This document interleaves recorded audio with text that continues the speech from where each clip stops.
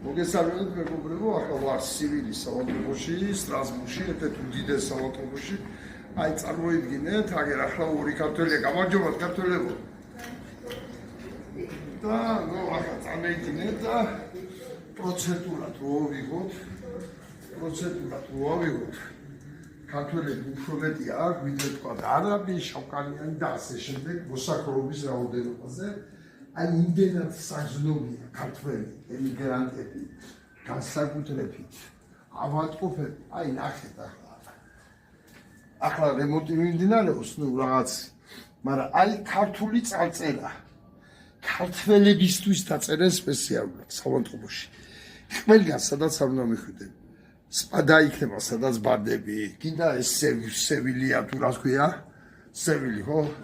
კიდე იქეთ მეორე საავადმყოფოში დიდია, ძალიან დიდი უტოპიელი. კიდე იქ მიხვიდე, კიდე პრეფექტურაში მიხვიდე. აუცილებლად იქნება ერთი ქართული წარწერა.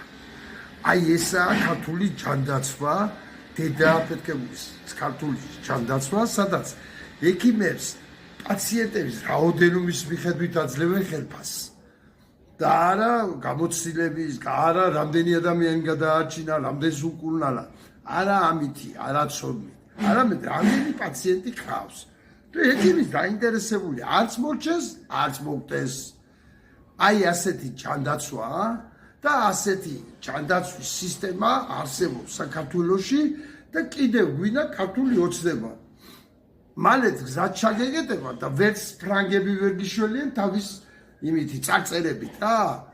ადამიანებო, თუ კი ახლა ჩვენ რამე ავქენთ, ასე ბუზებივით დაგხოცავენ. ასე ბუზებივით დაგხოცავენ და კიდევ ერთხელ გეუბნებით. აი ვიკითხეთ ციფრები და პროცენტულად ყველაზე მეტი აბსურდას ამ საავადმყოფოში წევს ქართველი. აგერ ორი, აგერ ჩემი იმას დროს შევიდა ლიფტში, აი ამ წუთას. არ უნდათ სახის დანახება. ორი ამ წუთას შევიდა და დღეს ახლა 1 საათი არა სტრასბურგის ქუჩებში დავდივარ. 1:30 კაცამდე მაინც შევდა. 90% იყო ავადმყოფი. მადლობთ ყურადღებისთვის. რა ვიცი, თუ გვინდა მოკლან ასე ფულზის ხამებმა, კი ბატონო შეიგეთ მაფთარობა, თუ არა და გევინძრეთ და ჩამოვარდოთ.